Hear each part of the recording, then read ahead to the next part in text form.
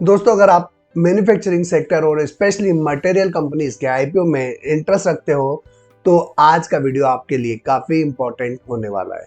आज हम बात करेंगे अरितास विनाइल लिमिटेड आईपीओ के बारे में। एक ऐसी कंपनी जो आर्टिफिशियल लेदर और पीवीसी विनाइल जैसे प्रोडक्ट बनाती है, जो ऑटोमोटिव, फैशन और इंटीरियर डिजाइनिंग जैसे हाई डिमांड सेक्टर्स को सर्व करती है। सवाल सिंपल है, क्या Aretas vinyl IPO long term के लिए वैल्यू क्रिएट करेगा या नहीं? चलिए डिटेल में समझते हैं, लेकिन उससे पहले अगर अभी तक आपने हमारा चैनल सब्सक्राइब नहीं किया तो जल्दी से चैनल सब्सक्राइब करके बेल आइकॉन प्रेस कर दीजिएगा।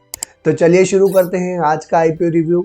अरितास विनाइल लिमिटेड, जिसकी शुरुआत 2020 में हुई थी और company primarily technical textile segment में काम करती है। कंपनी का कोर फोकस है पीयू सिंथेटिक लेदर यानी artificial leather, PVC coated leather. ये product company transfer coating technology का यूज करके मैन्युफैक्चर करती है, जो इंडस्ट्री में एक एडवांस और इफिशिएंट टेक्नोलॉजी मानी जाती है। कंपनी का एम है सिंथेटिक लेदर को प्रमोट करना ताकि ट्रेडिशनल एनिमल लेदर का अल्टरनेटिव प्रोवाइड किया जा सके। अरितास विनाइल अपने प्रोडक्ट सप्लाई करती है डिस्ट्रीब्यूटर, होलसेलर और साथ ही साथ मैन्युफैक्चरर्स को। ये कंपनी सिर्फ इंडिया नहीं बल्कि एक्सपोर्ट फुटप्रिंट भी काफी स्ट्रॉन्ग रखती है।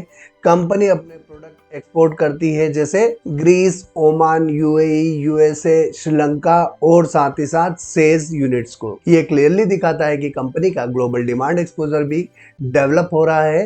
कंपनी की मैन्युफैक्चरिंग फैसिलिटी अहमदाबाद में है और total land area 6067 square metre का, जहां पर annual production capacity 7.8 million square metre की है। इस लेवल की कैपेसिटी कंपनी को हेल्प करती है बल्क ऑर्डर हैंडल करने में, मल्टीपल इंडस्ट्रीज को साइमल्टेनियसली सप्लाई देने में, कॉस्ट एफिशिएंट और स्केलेबिलिटी अचीव करने में। अब बात करते हैं कंपनी के प्रोडक्ट पोर्टफोलियो की। नंबर 1 पर आता है automotive upholstery, polythene leather, PVC vinyl, जिसका उपयोग होता है कार सीट्स में, डोर ट्रिम्स में, स्टीयरिंग व्हील कवर में, ऑटोमोटिव इंटीरियर्स में। ऑटोमोबाइल सेक्टर में प्रीमियम इंटीरियर की डिमांड बढ़ रही है, जो अरितास विनाइल के लिए एक स्ट्रॉन्ग ग्रोथ ड्राइवर हो सकता है। नंबर 2 पर आता है फैशन एसेसरीज में आर्टिफिशियल लेदर का यूज, जहां पर bags, wallets, laptop sleeves, purses. Company multiple colours, textures और फिनिशिंग ऑफर करती है, जो फैशन ब्रांड्स के लिए काफी अट्रैक्टिव हो। नंबर 3 पर आता है इंटीरियर डिजाइनिंग सेगमेंट में पीवीसी विनाइल सॉल्यूशंस यूज होता है। Wall covering, furniture, upholstery, residential interior, commercial space जैसे ऑफिस, होटल और रिटेल इंटीरियर डिजाइन मार्केट में ड्यूरेबल और एस्थेटिक मटेरियल की डिमांड काफी स्ट्रांग है। बात करते हैं रेवेन्यू की। इसकी अगर डोमेस्टिक रेवेन्यू की बात करें तो गुजरात से 33.72%, तो दिल्ली से 4.99%, तो पंजाब से 2.64%, वहीं उत्तर प्रदेश से 6.42%, तो महाराष्ट्र से 14.13%, जबकि हरियाणा से 3.47%, कर्नाटका से 2.03%, तो तमिलनाडु से 4.92%, तेलंगाना से 3.07%, तो केरला से 7.47%। यानी टोटल डोमेस्टिक सेल्स की अगर हम बात करें तो रेवेन्यू 6197.39 करोड़ की है, जो टोटल रेवेन्यू का 84.27% है।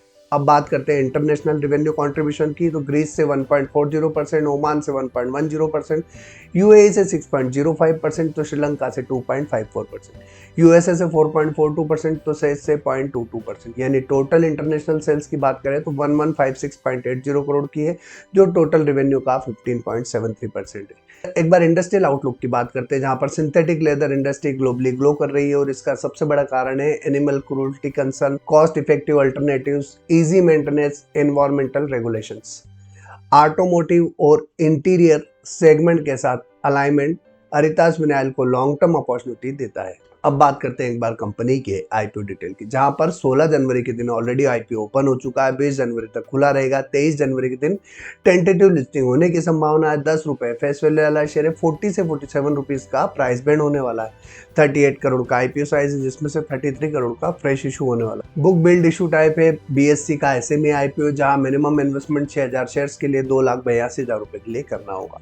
अब बात करते हैं कंपनी के फाइनेंशियल्स की, जहां पर कंपनी ने अपने फाइनेंशियल्स मार्च 23 से अगस्त 25 तक के शो किए। एसेट क्लास की बात करें तो 57.97 करोड़ की एसेट्स मार्च 23 में थी, जो बढ़ के 98.25 करोड़ अगस्त 25 तक हो चुकी है। इनकम की बात करें तो 51.42 करोड़ की मार्च 23 में थी, 98.02 करोड़ की मार्च 25 तक हो चुकी है और 40.58 करोड़ की इनकम अगस्त 25 तक कंपनी जनरेट कर चुकी है। प्रॉफिट आफ्टर टैक्स की बात करें तो 0.99 करोड़ का प्रॉफिट मार्च 23 में था, जो बढ़ के 4.13 करोड़ मार्च 25 तक हुआ और 2.42 करोड़ का प्रॉफिट कंपनी अगस्त 25 तक बुक कर चुकी है। एबिटा की बात की जाए तो 3.09 करोड़ का एबिटा मार्च 23 में था, जो बढ़ के 8.63 करोड़ मार्च 25 में हुआ और 4.55 करोड़ अगस्त 25 तक हो चुका है। वहीं अगर नेटवर्थ की बात करें तो 4.32 करोड़ की नेटवर्थ मार्च 23 में थी, जो बढ़ के 22.77 करोड़ अगस्त 25 तक हो चुकी है। जबकि रिजर्व्स की बात करें तो 1.82 करोड़ के रिजर्व्स मार्च 23 में थे, जो बढ़ के 10.21 करोड़ अगस्त 25 तक हो चुके हैं। तो वहीं बोरोइंग की बात करें तो 33.10 करोड़ की बोरोइंग मार्च 23 में थी, जो बढ़ के 52.79 करोड़ मार्च 24 में हुई, जो घट के 36.82 करोड़ मार्च 25 में हुई और 37.78 करोड़ अगस्त 25 तक हो चुकी है। यानी ओवरऑल अगर हम फाइनेंशियल्स की बात करें तो असेट, इनकम, पेट और इबिटा में अच्छी ग्रोथ देखने को मिली है।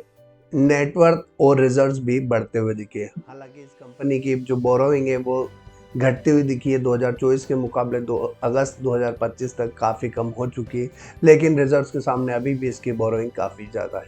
अब एक बार इस कंपनी की वैल्यूएशंस देख लेते हैं, जहां पर 31 मार्च 2025 तक आरओई 31.23% था, जो घट के 11.16% अगस्त 25 तक हो चुका है। आरओसी 21.99% था, जो घट के 11.14% हो चुका है। डेब्ट टू इक्विटी रेशियो 1.80 का था, जो घट के 1.65 हो चुका है। रिटर्न ऑन नेटवर्थ 20.36% था, जो बढ़ के 25.51% हो चुका है। पेट मार्जिन 4.23% था, जो बढ़ के 5.97% हो चुका है। एबिटा मार्जिन 8.81% था, जो बढ़ के 11.20% हो गया। प्राइस टू बुक वैल्यू 2.94 का था, जो घट के 2.62 हो गया। बात करते हैं ईपीएस की, जो प्री आईपीओ 3.26 है, पोस्ट आईपीओ 2.95 हो जाएगा। पीई रेशियो 14.43 का है, प्री आईपीओ जो पोस्ट आईपीओ 15.93 हो जाएगा। प्रमोटर होल्डिंग की बात करें तो 47.22% प्री आईपीओ, जो पोस्ट आईपीओ 27.99% पोस्ट आईपीओ हो जाएगी। ओवरऑल अगर हम कंपनी की वैल्यूएशंस की बात करें तो आरओई, आरओसी में लगातार ग्रोथ देखने को मिली है, जबकि रिटर्न ऑन नेटवर्थ, पेट और एबिटा भी बढ़ता हुआ दिखा है। हालांकि इसका ईपीएस काफी लो है और पी रेशियो रिजनेबल। अब बात करते हैं इस कंपनी का इसके कॉम्पिटिटर के साथ कंपेयर करके देख लेते हैं, जहां पर अरितास विनाइल लिमिटेड का ईपीएस 13.14 का है, तो पी रेशियो 15.93 का, वहीं रिटर्न ऑन नेटवर्थ 20.39 का है। मिर्जा इंटरनेशनल का ईपीएस 0.93 का है, पी रेशियो 39.71 का है, तो रिटर्न ऑन नेटवर्थ -0.86 का। जबकि अनी टेनरी लिमिटेड का ईपीएस 0.03 का है, पी 58.67 का है, तो रिटर्न ऑन नेटवर्थ 2.27 का है।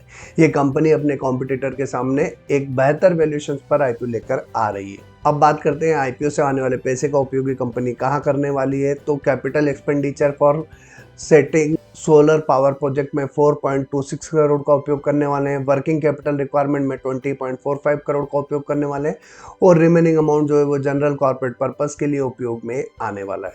बात करते हैं ग्रे मार्केट प्रीमियम की, लेकिन उससे पहले अगर अभी तक आपने चैनल सब्सक्राइब नहीं किया तो जल्दी से चैनल सब्सक्राइब करके बेल आइकॉन प्रेस कर दीजिएगा। और साथ ही साथ अगर अभी तक आप हमारे व्हाट्सएप चैनल से नहीं जुड़े तो जल्द से जल्द आप हमारे व्हाट्सएप चैनल से जुड़ जाइएगा, ताकि इस दिन भर के बिजी शेड्यूल में आपसे हमारा कोई भी वीडियो मिस ना हो और आप जब भी रिसर्च करने बैठे तो सीधा हमारा वीडियो आपको रिसर्च में मदद कर पाए। ग्रे मार्केट में वर्तमान में इस कंपनी की एक ठीक ठाक सी प्रीमियम देखने को मिल रही है, जहां पर 19.15% यानी 9 रुपए के आसपास की प्रीमियम देखने को मिल रही है। लेकिन ध्यान रखिएगा कि जीएमपी कभी भी लिस्टिंग का परमानेंट पैरामीटर नहीं है। जीएमपी कभी भी बढ़ या घट सकती है, इसलिए जीएमपी के आधार पर कोई भी निवेश का डिसीजन ना लें। इसके लिए हमने कुछ पैरामीटर डिसाइड किए, जिन पैरामीटर की सहायता से आप और हम मिलकर आज के इस कंपनी के आईपीओ का डिटेल रिव्यू करेंगे और समझेंगे कि इस आईपीओ में हमें निवेश करना चाहिए या नहीं। जिसमें नंबर 1 पर है वैल्यूएशंस। कंपनी के वैल्यूएशन एवरेज है, ना ज़्यादा महंगी है ना ही ज़्यादा सस्ती। नंबर 2 पर आता है फाइनेंशियल्स। ओवरऑल अगर हम फाइनेंशियल्स की बात करें तो असेट, इनकम, पेट और एबिटा में अच्छी ग्रोथ देखने को मिल रही है।